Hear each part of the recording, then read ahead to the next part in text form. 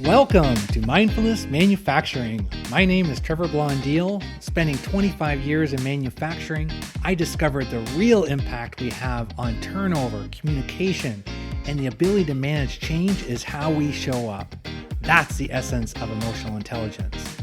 In each episode, we bring a guest or message to expand your skills, engage your people, and grow your organization. So let's jump in.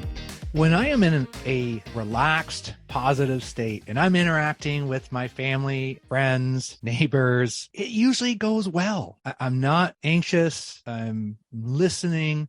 And when I'm not in that state, people respond differently to me. And the ones that really know me can say, "Oh, you're quite wound up today." And it's like, as soon as they say that, it's like, oh man, they're right. And we always get more productive outcomes when we can have a less anxious presence. And it just feels better. And in manufacturing, you know what I'm talking about, whether it's you're on the line and it's down or someone comes in for we're on status on a project, how we enter that room and that level of anxiety affects how open our brains can be. And I've brought on my friend, Dr. Irvine Nugent today, and he helps people harness the power of their emotions so they can have those deeper connections. And we know that we're working to solve that problem of disconnect in manufacturing. And yes, we want to make better decisions. And bottom line is we want to increase, our influence. And just like I do, whether it's my kids or clients or neighbors. Also an expert in facial emotions, which I got to ask about that.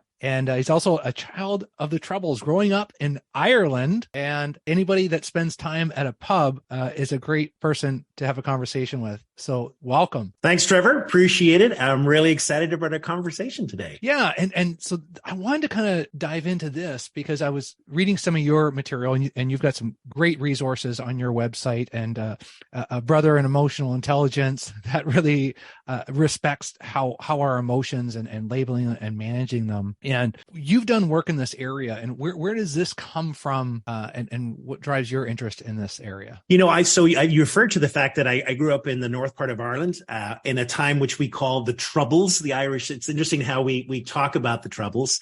And really, it was a time when society had kind of really disintegrated. It had become tribal, two sides. There was a lot of violence around that, bombings and shootings. And, as a child, I literally was born 2 years before this started. And so this was my childhood. And I think it placed in my heart a sense of curiosity about, is this all there is? And are we doomed to division? And it really placed in my heart a desire to understand, why does communication break down? And how can we harness emotions for good? And how can we build each other up? And how can we understand the human person? So I think, as I come from that experience, and it's a thread throughout my life and the work that I do at the moment, of really trying to help human beings communicate with each other and help workplaces become more human, where people really want to be. And you did your doctorate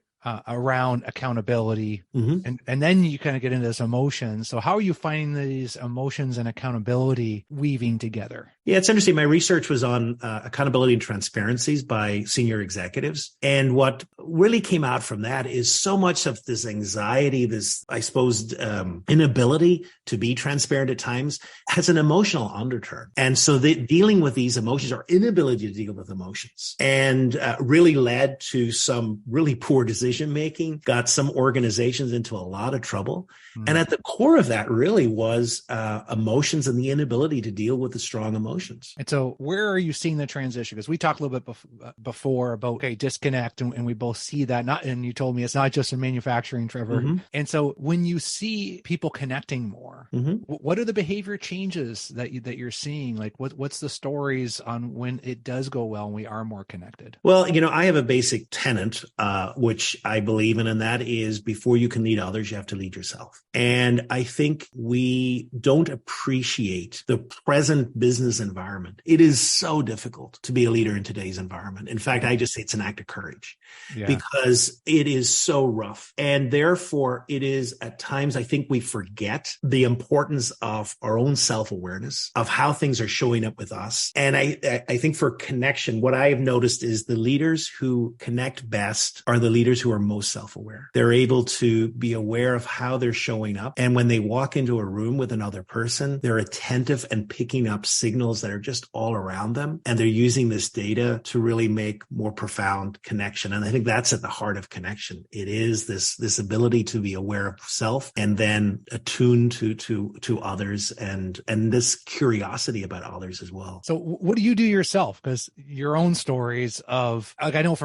I catch myself, I'm kind of like, okay, what else can I do? Because I don't want to be in that anxious state. And I see leaders in manufacturing that they're just getting more and more pressure. And you talk about that moment of walking in there and kind of reading that room first. Sometimes it's just, we just forget to read the room. Well, I like to say throughout the day, we make many, many different transitions. We make a transition from home to work. Mm-hmm. And then at work, we make a lot of different transitions. And that's from meeting to meeting to meeting or interviews or whatever. There's a lot of these different mini transitions. And I think we do that so often in a mindless way.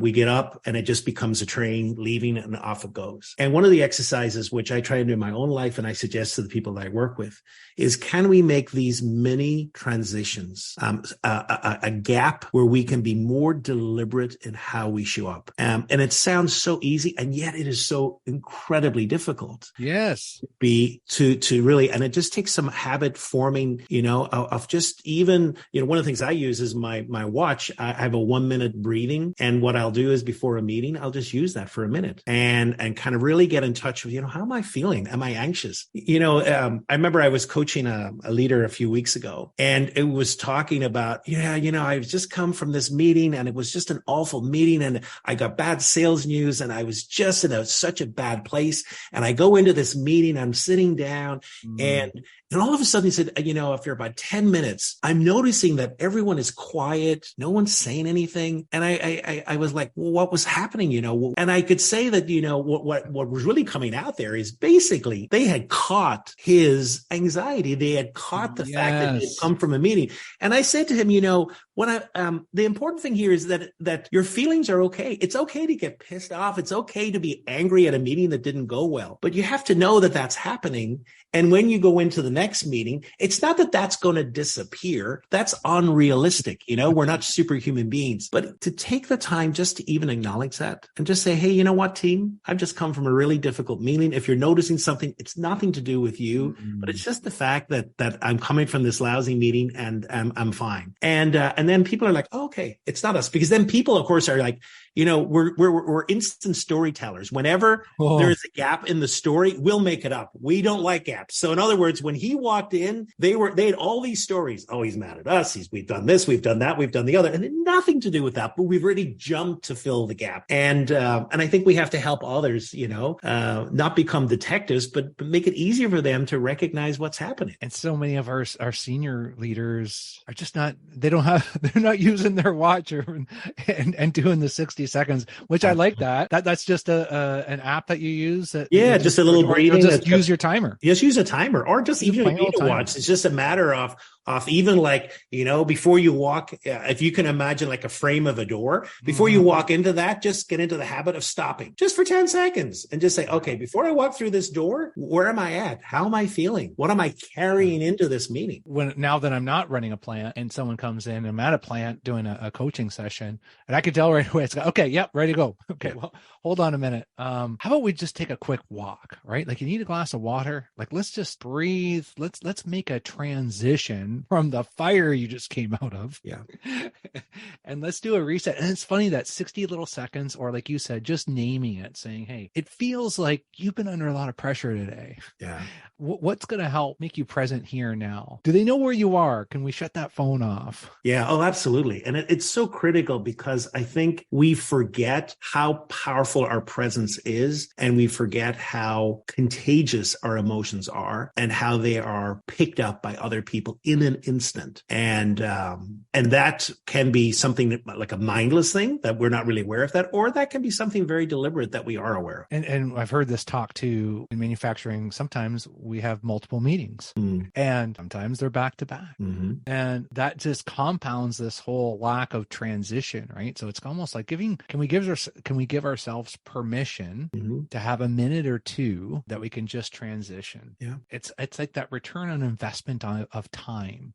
Will I get if I take 2 minutes out right now or 1 minute, will I get that time back? Well, yeah, you will, because people will be talking because they won't feel that anxiety of walking in, because it's like, even I know it's like, it's whether it's myself and I catch myself and it's like, okay, what could you have done different? You knew that you were wound up because you had 6 tasks that you wanted to get done. And this particular person, you're not expediting it by being a little more cold, right? And just not really connecting and just kind of like being more transactional. Yeah. I like to say as well as, and time is real. So, most people say, like, are you kidding me? I only have like 6 hours a day or 8 hours a day or 10 hours a day. And I just don't have time to do this, that, and the other. And I always say, yeah, you think but it is amazing when we are present to each other. I always talk about the elasticity of time. Time stretches a little bit, and you can spend 20 minutes with a person and you can be totally distracted and nothing happens. Or you can be really engaged with a person for 5 minutes, and the felt presence of that person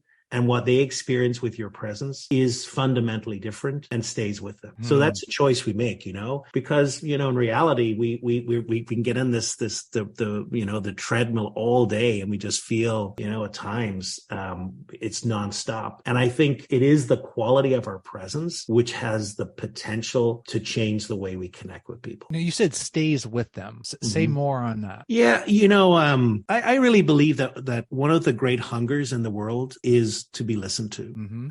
I think the society we're in, we've lost the ability to listen. Going back to my childhood, I remember a knock on the door sometimes, and a person there'd be someone looking to see my mother. And I would look at the person. There's something obviously that was troubling them. And so I opened the door, and my mother would say, just bring them to the kitchen. So I bring them to the kitchen, and my mother would make them a cup of tea. And she didn't say a lot, but when they left, you could feel like a little burden had lifted. And my mother she would say, a cup of tea can solve all the problems of the world. And really what she meant was this experience that was happening of someone being present to another person. And the quality of presence is felt. So we know it. We know what it feels like when someone is not present to us and is more, as you used the word, transactional. And we know what it's like when someone is engaged and is listening to it. It's felt, the Chinese character for to listen is a really interesting character. It contains 3 different things. It talks about listening being part of the ears, part of the eyes, and part of the heart. And I love that because it's not just an act of listening to words. It's actually looking at the person and seeing the person there in front of us, looking at their body language, what's happening. And then there's a heart transaction there. It's connecting in the heart, being empathetic and beginning to feel what they're going through as well. If we can connect at that level, that felt connection lasts. It is different. The quality is different. And I think that's one of our greatest needs. And the emotional side to it, because you having this background in accountability, and we always talk about accountability. And it just seems like I hear more about, we got to have them sign off on this coaching improvement form, or we got to do this performance improvement plan. And I just feel like it's the opposite, because it's the fact that if we could deal with those emotions up front and walk in and say, hey, you seem pretty anxious. Like, I'm feeling it. Am I wrong? Like, what's really going on here? Can we get in front of this before we got to document something and just have some dialogue? And, because if you feel my heart and I'm listening to you, we could probably figure this out and not have to do any paperwork. Oh, that's such a great, What I love about that suggestion is, and herein lies another problem, is there are so many missing conversations in the workplace. And I think we get into the whole documentation, et cetera, and we've missed potential conversations beforehand. And I think at times we shy away from them because I think there's a little bit of fear about where will this conversation go. do I really want to be present with some maybe intense emotions around that? Yeah. And yet if we can have conversations where we're present to the emotions of another person, remember, I always say to people, you don't have to agree with what a person says. A person can say anything and you can be perfectly present to them, acknowledge everything they're feeling because they are feeling it, but you don't have to agree with it. But the ability to be present to that, I think, is huge. And I think we get into so much problem in the workplace because we miss those conversations. One of your quotes I had written down here is kind of ties in. Leaders need to know the truth, and that becomes data. Say more on that. Well, it's the old adage, if you become a leader, you'll always have a good meal, but you might not know the truth. And I think people, leaders do have to know really what's happening. And at times not accept on the face value what they're being told is reality. Because there's so much of trying to appease the leader, try to tell the leader what the leader thinks they need to know, etc. And I always think, if a leader can really be curious and ask the deeper questions and maybe not accept on face value that what they're being told is real, then I think it behooves them. And I think that becomes data. What's really happening here? Am I hearing the truth, or am I being told a version of the truth? And do I really need to dig a little deeper? I like what you said, what's behind that? It's just kind of clicking for me, just as you and I are talking through this. Because we love to ask the questions of like, are we running at rate? What percent is the installation complete? Where are we to spec on this part? Okay, well, we're waiting for quality for this, and they haven't done the calibration. And as the leader of the plant, you're going to, okay, so then why hasn't the calibration been done? But what we really need to be kind of thinking is like, well, what's going on between you and the quality department? That's like because I'm myself and many other of my peers in manufacturing. It's much more comfortable to get into the details and the micromanaging of the project than zoom out and say, how are you guys working together here? Like, what's really going on here? What's underneath that? How are you helping? Yeah. And some bigger questions, kind of getting into kind of the micromanaging questions, like, even some great powerful questions, like, what am I missing here? What are we missing? What's not being talked about? And I think that becomes so important because ultimately many of the problems we have to deal with are relational. And at times we shy away from those. As I said, we prefer not to deal with those relational problems. And yet they're at the core. They're what cause breakdowns so often. Yeah, rarely will you get, two different departments that are well connected, trusted, and want each other to be successful, and that there becomes a major problem, right? Like in the fact of whether it's between maintenance and whether it's between tooling and quality or production and engineering. Like, I mean, if we're connected and we're, we care about each other, we're able to kind of unpack that and figure out, okay, you know what? I'm a little frustrated with you there. And, like this was supposed to be done. It's not. So like, talk to me here, man. I know you got a lot going on, but this is not okay. We're still going to have accountability. But we don't have to. And what traditionally happens is, if you're not delivering, then I'm going to start to separate myself from you because like, I don't want to be associated. If you're not going to get this done, I want to make sure this is your issue, not mine. Yeah. You bring up, so what's really interesting about this, so often we look at accountability. That's something that the leader does. The leader holds people accountable. But, that's such a warped version of accountability. The leader is the ultimate source of accountability, but really we're accountable to each other. And you'll find the best teams, the best departments working together hold each other accountable. And it's their ability to have those conversations about, hey, you promised you would do this. You promised you'd deliver by this date. And so I'm curious what's up, what's happening. And sometimes, what we don't want to do have those conversations like, and then the other thing then is what that happens then is the other thing. Well, then I'm in it for myself because like the best plans are where there's shared results, shared goals, that my work impacts your work. And when we're in this together, we both win. And then what happens, of course, when that breaks down is, it's all about me. Hey, well, yeah, we didn't meet your goal, but I did. It's not my fault. And shamefully, I've said that right? And I know back and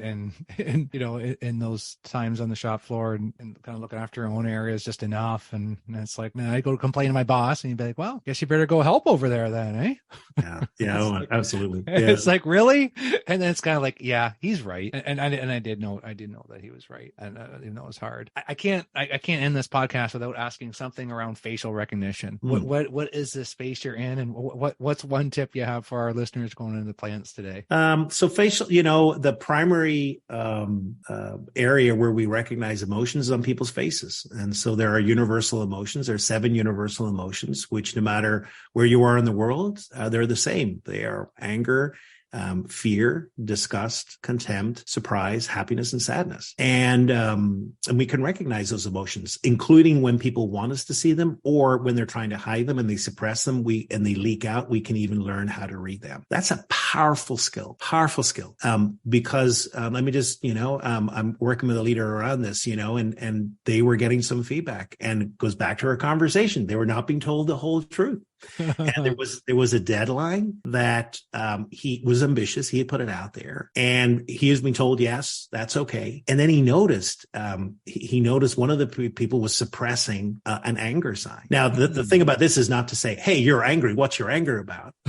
It's to follow up question is like, talk to me a little bit more. Do you think that's a little too ambitious? And using that to really then have these questions and the deeper conversations. So whenever you're able to recognize emotions in people's faces, it's an opportunity to ask the deeper question and an invitation for a dialogue. And people sometimes don't recognize they're trying to cut off. I don't want you to see that I'm angry, but I'm angry because of something. And he was saying, because of that ability to see the anger in the person's face, they had this great conversation about, your timeline is unrealistic, and here's why it's unrealistic. Nice. And how do you tell if someone's trying to hide their expression? What happens is what we call then it's a micro expression. So basically, emotions are so quick that by the time we become aware that we're feeling an emotion, it already has leaked out in our face. And then what happens is we try and cut off that emotion. So say, Trevor, I'm angry at you, but I don't want you to see my anger. And then I realize that I am angry, and they're trying to cut it off. You'll see a little, half a second, and all of a sudden, you'll see that emotion in their face. It's like, I think I've missed out on some facial emotions.